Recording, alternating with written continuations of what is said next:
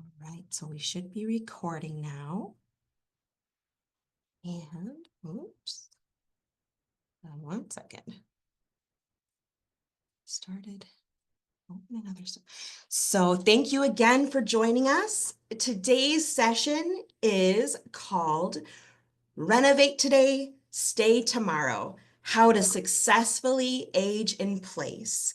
And today we have Leacey Brown with us. So I'm going to hand it over to Leacey so that she can introduce herself formally to us. Welcome, Leacey. Thank you. I'm sorry I took screen share a little too soon, probably. No, Um, you're okay. That's great. I can see it. I can see it great. awesome. Very good. Um, get the slide to advance. So yes, my name is Leacey Brown. I live in Rapid City, South Dakota. I work for South Dakota State University. I am a gerontology field specialist. And for those who may not be aware of what gerontology is, it really is the study of aging. It looks at aging from the biological, psychological, and sociological perspective.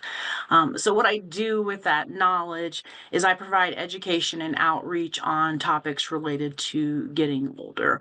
The work that I will share with you today, the information that I have, is the result of collaboration between myself and these two ladies on the screen, Dr. Jane Strumman and Dr. Susan Ray Deggs with NDSU. And we have been working together since 2018, where we initially launched the Dakota's Aging in Place study to really gain an understanding about aging in place in North Dakota and South Dakota. So our goals today really are to briefly talk about some of the data around disabilities and aging, reflect on the facts of life, aging in place, and the cost of care, explore how you construct or renovate a home to age in place, and then discuss options to pay for home modification expenses. So how many adults have disabilities? Currently in the USA, they estimate around 1 in 4 or 28.7% of adults have some kind of disability. There are different types of disability that really might affect the design of the home. Can include cognition. How you design the home can affect people with cognitive disabilities. Mobility disabilities are easier to see because the stairs. Independent living. Being able to come and go and leave the house, hearing, needing fire alarms or other equipment to help somebody who is unable to hear, stuff for blindness, as well as self-care. So disabilities vary quite a bit. The way they impact us vary quite a bit. An estimate suggests that 1 in 4 people will have a disability prior to reaching age 65.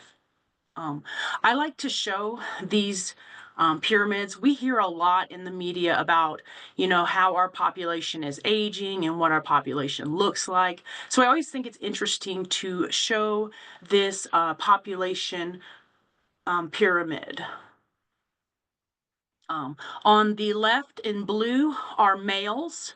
On the right in orange are females. That diagram, that bar on the left, starts under 5 at the bottom and then goes up to 85 and over at the top. Any thoughts? We've got, a good, nice group here. You can use chat.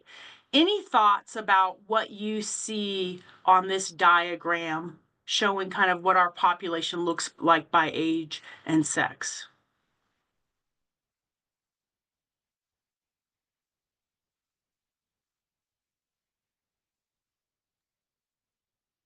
It's basically even. It's basically even. There, I lost your faces for a minute and I couldn't find you. There, now I can see you. These were pyramids. Once upon a time, they did look like a pyramid. At the beginning of the 20th century, it looked much more like a pyramid. Women living longer than men, that's another good observation. You notice, like once you get to that 85 and up, not quite double, but almost twice as many women as men.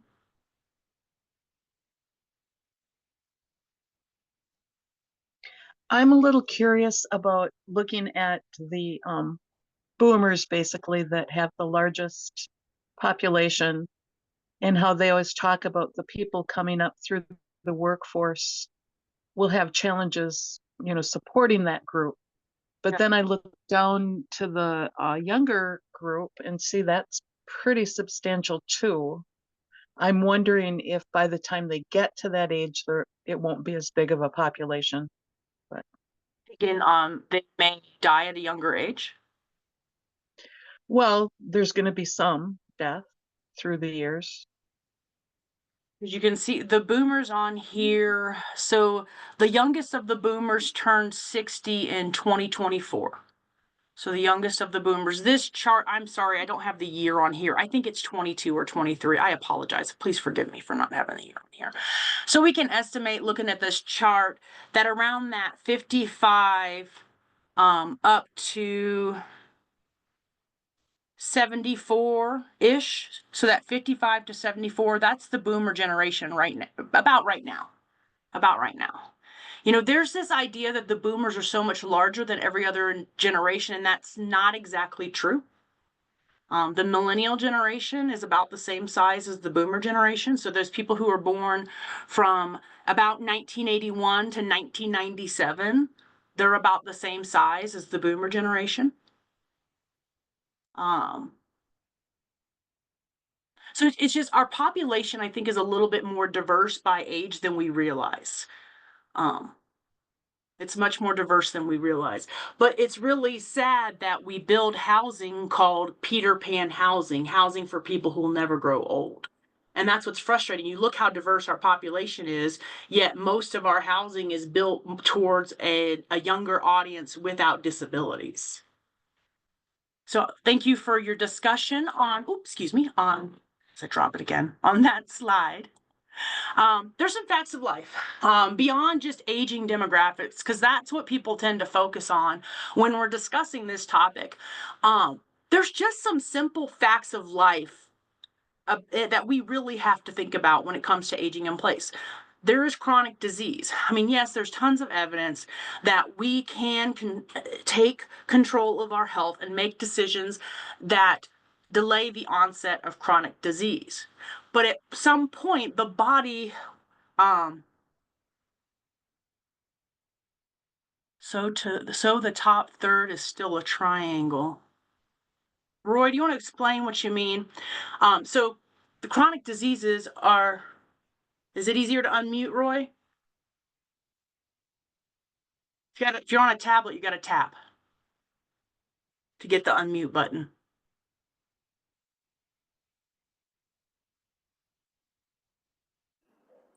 I'm going back to the previous slide, and The top third.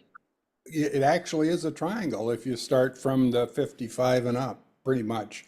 Yep. It's the weird shape underneath. Yeah, and I mean, we could have all kinds of speculation about, I mean, yes, the Gen X is smaller, but there could be other alternatives to explain why. I mean, for South Dakota, we're a bit of a retirement destination. So that kind of creates that little more of an hourglass shape. So yes, I'm sorry. I didn't mean to interrupt our train of thought. So chronic diseases.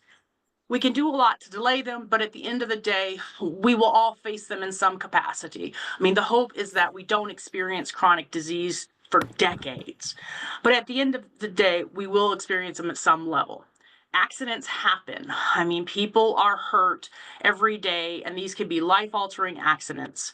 And there's ultimately death and dying. At that point in life, we will be more frail. We will need handicap accessibility, wheelchair accessibility. We will need helpers. We come to a space where that is just necessary. There's the simple process of illness and recovery, or even surgery, like knee replacements, hip replacements. During those periods of life, we need homes where ultimately healthcare can be provided. And then there's ultimately aging and frailty. I mean, there's a lot we can do to stay stronger longer, but ultimately the human body does age and die. And that can result in stairs being more difficult and other things being challenging. So, what's important to talk about is what might prevent someone from aging in place. I'm going to talk a lot about the home, but there's other things that families have to think about. So, your access to services and support. Are there, services for transportation? That access to transportation. Are there home care providers? Are there medical services? That all affects your ability to remain in the home. Then that access to transportation, whether, it's public transportation, it's transportation provided, through a paid service, paying relatives, whatever happens, there's got to be transportation. We've got to have a family caregiver. About 1 in 5 adults age 50 and over never had children. So they will not have a person who can serve in that family caregiver role. There's a lack of planning ahead. People really are not having realistic discussions as family about caregiving, about end of life, and about how that's going to look and where that's going to take place. And as I'm going to demonstrate to you, if you don't plan ahead on housing, you're probably not going to be able to stay in the home. The design of the community, is it walkable? Are there parks? Are there services? Is it easy to get information? There's all sorts of factors that really affect whether or not we can age in place. Another one that I need to work into this slide, and I haven't done it yet, but particularly around single family housing, if you're not willing to hire lawn care, hire snow removal, pay for the upkeep and maintenance of the home, single family housing may not be an appropriate place for aging. And that's just a realistic discussion that families have to have when they're thinking about their future. So what happens when you can't stay in the home because design is a problem? Again, I'm focused on design. Then you're forced to utilize housing with services, depending on what the situation may be. This graph on the screen shows the cost of nursing home care. It has doubled in the past 20 years. When we talk about this in my state, we say expect $10,000 to $12,000 a month. And many families simply are not prepared for these expenses. The link to this, my helpers from Wisconsin can post the Genworth cost of care link in chat for you guys if you want to be able to get access to these charts. I saw someone taking a picture, but I can get you the links to this. But it's important to understand these costs. They're very expensive, and most families really they're not ready for it. They just aren't. But then there's assisted living, which also has doubled basically in the past 20 years. In South Dakota, they talk 4,000 to 6,000 a month for assisted living. And I would assume Wisconsin is potentially more, depending on what community you're in.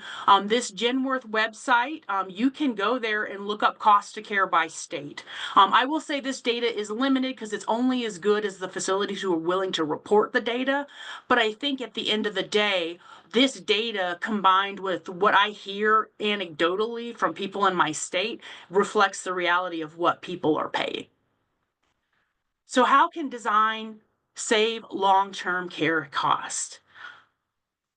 So really what we have to think about is at some point we need to be able to receive health care in the home.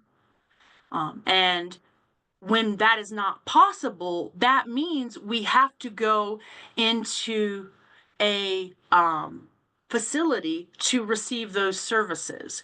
And those services, as I said, could be $10,000 to $12,000 a month. Whereas if you have a home that has been designed with healthcare in mind, then you could potentially pay for in-home rehabilitation with a OTPT, whatever's appropriate in the situation. So these questions, I want you to take out a piece of paper. How many people we got now?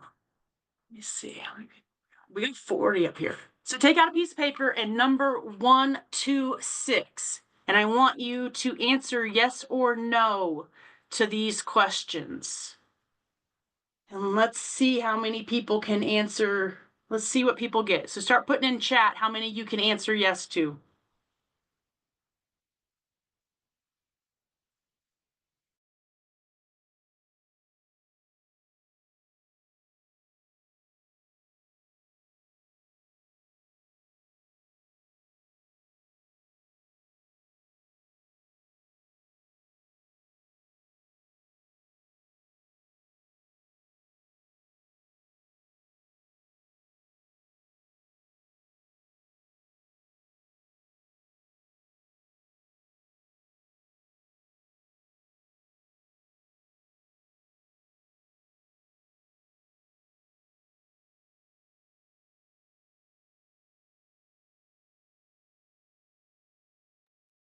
Lacey, I think you muted yourself. I did. Okay. Thank you for catching that. So yeah, we've got 1, 2, 3 4s. We've got 1, 2, 3 2s. So far, Karen, you said 5, 6. Karen, would you be willing to unmute and talk to me about your house? Well, it's a place yes, hi, good morning, everyone. It's a place I'm moving to, and yeah. it is designed for 55 and older. So Are the you only moving thing, yes, Are you moving into a community or is it a place you purchased? I am leasing it now with the opportunity to purchase. Okay. So tell us more about it. So the one thing I don't know is the shower, because I think there is a step up into the shower. So I don't know how accessible, but there are 2 bathrooms. So I'd have to look at the other bathroom to see if I could get in with a wheelchair. Okay. But it's a nice community. It's where I grew up. So I'm moving back. It's 60 miles south of where I live right now. And there's 40 units. They're like duplex setting. So I don't know what else you'd like to know. Cool. No, so it's always interesting to hear how people end up with a home that has all these features. So this is something that you could potentially buy. So it's a bunch of properties that all got put up together, correct? Or a bunch of houses that all got Correct. put. Yes. So that's Yes. cool. So that makes me happy to hear that you found that because it can be difficult. Yeah. So take what you can do, Karen, is get yourself a tape measure and look for the 5-foot turnaround circle. And I'll talk more about this later. But look for the 5-foot turnaround circle. So take your tape measure and just start measuring that bathroom and looking for 5 feet. Because that 5 feet circle, even if you have to move a vanity, because let's be realistic, if you want to stay there and not going in a nursing home, it may be worth pulling out the vanity, putting in a smaller sink solution so you can get space to turn a wheelchair around. It could be worth it. And step-in's not perfect, but it can get you pretty far down the road. So Mary Lou, you said Yeah. you could answer yes to all 6. Would you tell me about your house? Sure, I live in a 30-year-old building that's HUD housing, which is due to be remodeled to upgrade for the new disability requirements. So yep, and HUD requires it. So you're living in a housing type that requires it. Right. Yeah. Right. So, Yeah. and that's kind of the reality. I hope folks can see what is posted in the chat for the answers to this question. I mean, most people, 3 and 4, most people, have to say no.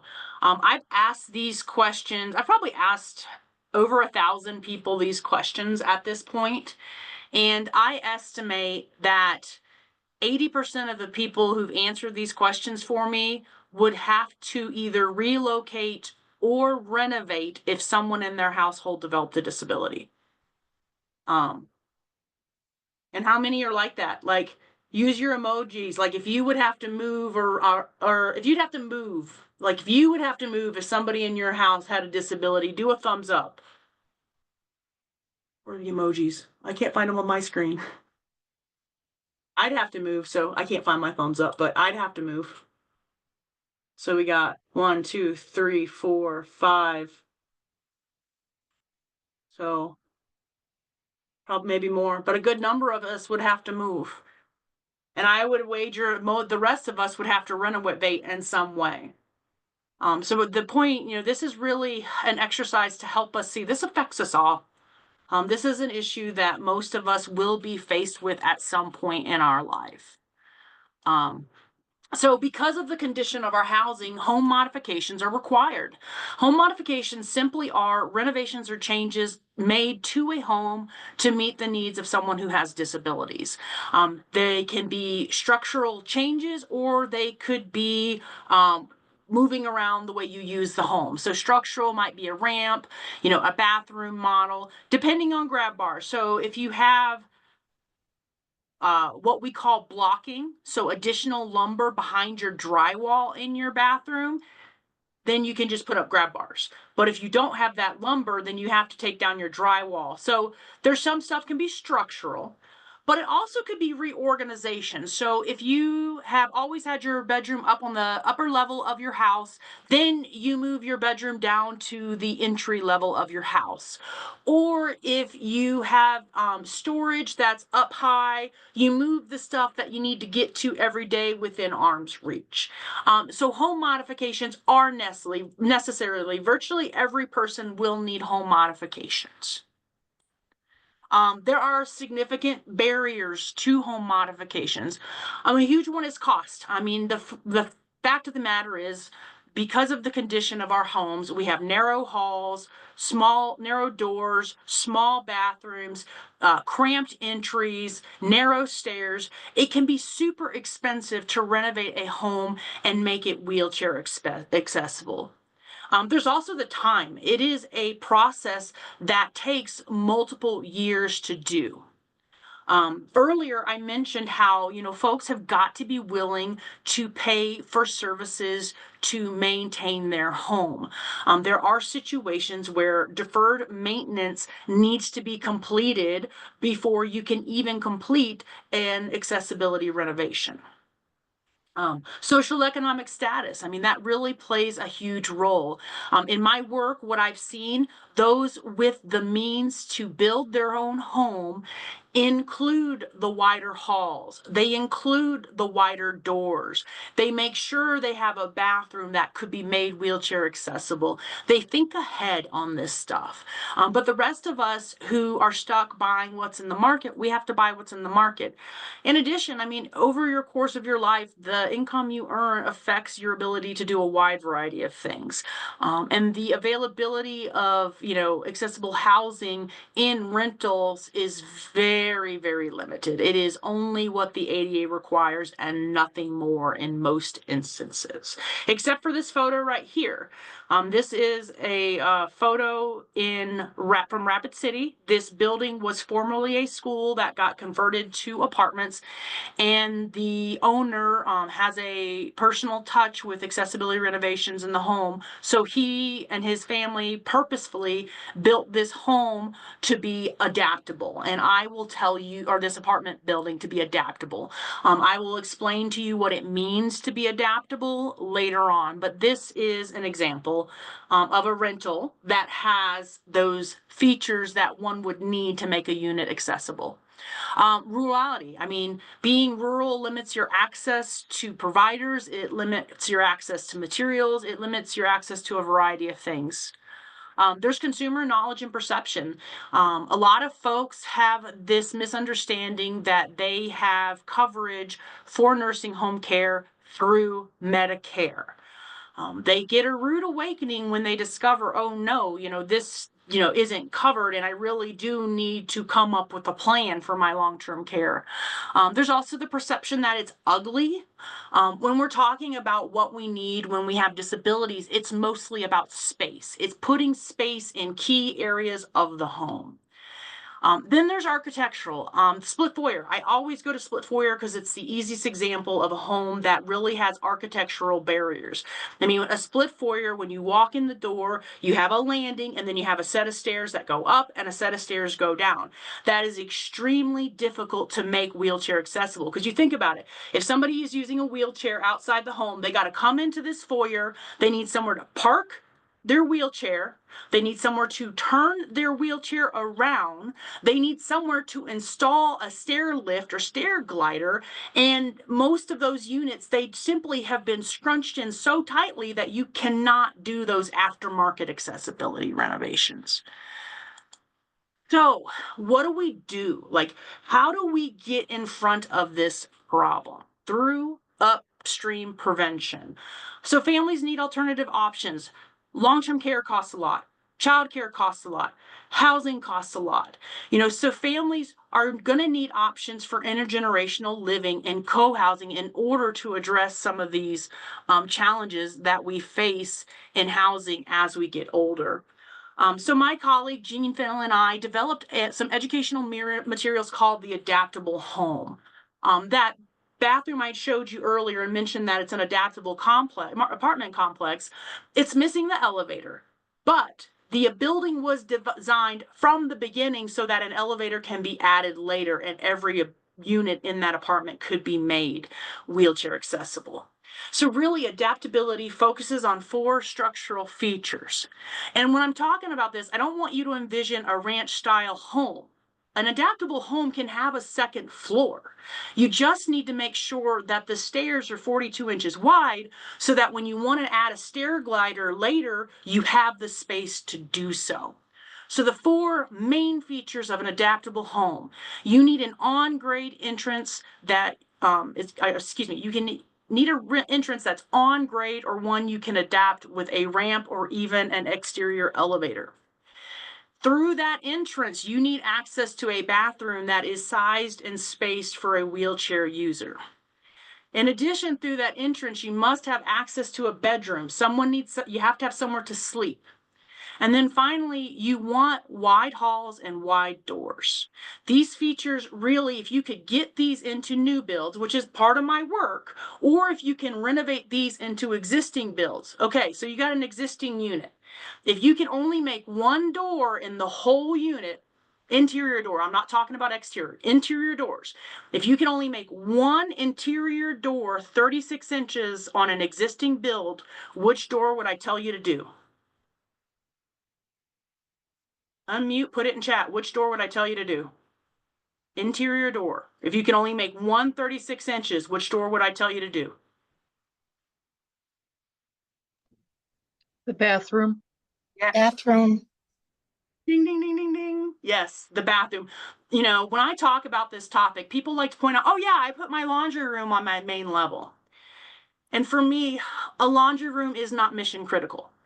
If your goal is to stay out of a nursing home, then your top priority needs to be that bathroom. I can hire someone else to do your laundry. I can hire someone else to do that, even if it's in the basement. I can hire someone else to do that. I can't hire someone to use a commode or take a bath for you.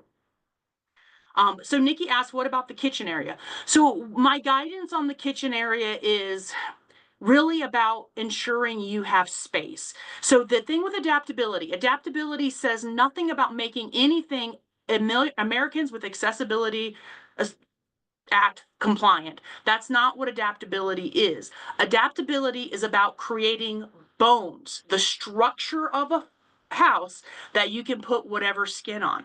So what would I tell you about the kitchen? The big overarching theme for the kitchen is having space to turn around. You know, I saw a kitchen design once that had the island, you know, in the kitchen, and the space between the island and the sink and the stove was all very narrow. So basically, every time that person wanted to like go between the stove or whatever, they had to go around the whole island. They couldn't just turn around. They had to go around the whole island. So when you're thinking about the kitchen, think about being able to turn around. So that 5-foot circle, keep that number in your head. That 5-foot circle, that's the kind of the space that you need. But the caveat or caution to that. So if you're from a family of linebackers, all the dudes are 6'5", 7 foot tall, then you're going to need bigger than a 5-foot circle. So that's something to keep in mind. If you have tall men, particularly, or tall women included in your family, you might need more than that. So the adaptable overview link is in the chat. I encourage you to check it out. So adaptable to grade with a ramp. What does that mean? So we've got about 8 minutes. We minimize that rise above grade because for every inch of rise above grade, you need 1 foot of ramp. So you minimize that rise as much as you can. You make sure there's a space for the ramp. So if you've got 40 inches of rise, you need 40 foot of ramp plus landings, because you can't just have a 40-foot ramp that just goes and goes and goes. You have to make sure there's space for a lift or an elevator. So they need a concrete pad. I don't know how big it is. It's probably going to vary by the type of equipment, but you got to imagine you're going to need 8-10-foot square for that type of equipment potentially. You got to focus on one entrance that gives you access to essential features, that bedroom, that bathroom. And then Protection from weather is recommended. I don't necessarily emphasize that as much as probably my colleagues in the disability world would like, but I'm trying to get people to at least get the bones in so that when they want to make changes later, it's easier. So adaptable bathroom. I said the bathroom's the most important option. Let me jump through and see. Okay, so options for clear space. These diagrams are up on the SDSU Extension website. You can take them and you can use them.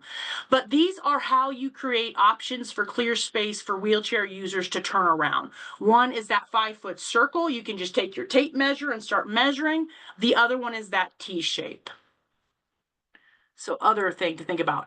I talked about this, but you need lumber for blocking. If you're renovating your bathroom, ask them to put lumber behind the drywall, because when you need to put up grab bars, then you just can put up grab bars and you're done. It simplifies things for you. All right, things to remember about home modifications. They improve functional performance. They reduce the risk of falls, and they reduce the demand on the caregiver. So you imagine somebody trying to provide personal cares in a bathroom that is not accessible. It's dangerous. It can be painful. There's a lot of reasons. It has to be customized to the individual, so you need to pay attention. As I mentioned, like that 6'5" dude, he's going to have different needs than maybe a woman who is 5'2". Like, even if they're both wheelchair users, their needs are going to be a little bit different, and you're going to have to customize it to them. Remember, they're not always structural. So on the right side of this screen is an expandable offset door hinge. That is something that you can purchase to give you like another inch in your bathroom door. Adaptive equipment and technology are all part of home modifications. So I want to tell you about some funding sources, where to find them. So homemods.org is a website created by the University of Southern California. Yes, this says Minnesota, but every state in the country has a profile. In that link, the handout, there is a link to the Wisconsin profile so that you can go download this document right here. This is a 10-page document that describes all of the different funding sources that are available as of the creation of this document. There could be some changes, I would anticipate, because some of these are, federal grants that are given to organizations like the Department of Veterans Affairs. They are given to the Department of Human Services. They are given to USDA Rural Development to help with some of this home modification work. So this is available. I do recommend checking it out, but there's different options. There's, ways to start privately funding it that really, it might make sense for the family. And that's the thing that everyone needs to understand when it comes to financing this. You got to do what makes sense for your family. So for example, if you're a homeowner, it might make sense to use the equity in your home to fund these expenses. That's why, I said time is such a resource on this, because you've got to start planning ahead. You've got to figure out how you're going to pay for it, and I think there could potentially be less funding going forward. I mean, if we're honest about kind of where we are with the funding discussion. So it's a resource. I recommend checking it and looking and seeing, but just be aware that, this is some of those federal funds that are being examined. But I have some resources. I'll get to those. What about renters? Reasonable accommodations and modifications for individuals and disabilities is covered under Fair Housing, Section 504, and the ADA. You have to contact your landlord to make the modifications. I'm not going to promise that it's going to be easy. But they legally are supposed to. But landlords, we know, don't always do the things they're supposed to. So what are we doing, given I've shared a lot of heavy information about how difficult this topic is and ultimately how hard it is to do? And I will tell you, I am starting the process to renovate my own home, and it is hard. It is a lot of work. So what are we doing? So we have the Voices for Home Modification of the Dakotas project.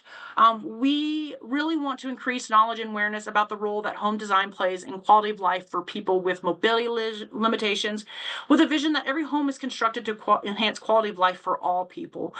On the screen, I have a list of the different organizations who were involved in this work. We collected testimonials from people in South Dakota and North Dakota to really capture the story of home modification and how it affects real people living in our state. We heard from emergency medical services. We heard from in-home care providers. We heard from family caregivers, and we heard from people with disabilities, all talking about what it has been like for them. And, we often think about, just the person living in the home. But the reality is there are people who need to come into that home to interact with it, whether they're emergency medical service providers, in-home care providers. These individuals also need to get into the home, and how we design them affects them. We collected consumer resources. So we've tried to gather information about providers. There's not a lot. We have that funding guide information that we share with folks so they know where to start looking if they're needing help. We have some educational resources, which the Adaptable Home is an example of those educational resources. We really felt it was necessary to simplify what immediate changes we need to see, because that's what the Adaptable Home gives us, those immediate changes that really are going to change the course on home design. We did social media campaigns promoting all the materials. We're doing research. We have a survey with providers. We've got around 30 people who've completed it so far. Awareness campaigns. I went to 4 different home shows, 2 in North Dakota, 2 in South Dakota. I went to the University of South Dakota Wachipi. I went to Dakota Fest, and just any other place that I could go to really just get this knowledge and information out there. I went. And I will continue to go because this topic is so near and dear to my heart. So learn more and promote home modification in Wisconsin. So I'm aware that some folks on here may not be from Wisconsin, but what I will tell you is every state has an aging and disability resource center. If you Google Aging and Disability Resource Center and the name of your state, you should be able to find the one that's relevant to your state. But step 1, contact your Aging and Disability Resource Center. Everyone is different in every state. Some of them have a database of, providers. Dig through that providers. Maybe try calling and learning what programs they have. Connect with individuals and organizations who are involved in home modifications. There are groups doing this work in your state. Finding them can be hard. We need everyone to advocate for home modification in their communities, because ultimately, they are throwing up housing so fast that I'm concerned that they're not going to include some of these important considerations for the future. So one of the giveaways, I'm going to the Aberdeen Home Show here in March. One of the giveaways that I'm giving this year are 5-foot tape measures. So, and then I'm going to give my adaptable rack card and a checklist that I have. And we're going to encourage people, when you're touring places, start measuring the doors, start measuring the stairs, because I think we need an army of people who are out there when they're touring places, they're measuring, so that these builders, these real estate agents get the memo that this is important. We want these features in our housing. So we need people to advocate in their community. Help with education and outreach efforts. Help people in your community, help people in your family, help people within your organization. This is a very important topic that affects the strength of our communities. We have to be innovative now. We need to do something different when it comes to how we deal with aging and end of life. Share home modification resources with others. Just help them learn about this topic. So I have some key terms that I included for you. That way, if you are trying to find information about this topic in your state, go to good old Google or Dogpile or whatever you use, and just start searching these key terms in your state. Yep. So Sarah says every county in Wisconsin has an aging unit or aging disability resource center. So you contact them. But these are how you can search. These are some of those key terms to search for when you're trying to find those people in your state who are working on this topic. So kind of this summary, really, I bring us back to this chart that I kind of, or diagram I had at the beginning, along with this age-friendly communities diagram. You know, our house is one component of a larger equation. You know, we need our home to be modified in a way that meets our needs across the whole lifespan. But we also need that home to exist in a community where we have access to everything that we need to age well. And I believe aging well is possible. The scientific research from gerontology tells us that aging well is possible. We just have to really think differently about how we do some things. And on the screen are the kinds of things that we really have to think differently about how we do them. Thank you to Katie and Sarah for posting chart links in the chat. I provided some links here on the screen for you to check out. There's a lot of good resources. I didn't put one resource up here. I'm sorry. I will grab it when we go to questions. But these are here for you to learn more. This is my contact information, as well as the web page that I manage on the South Dakota State University Extension website. I'll leave this up, and questions. We are ready for questions.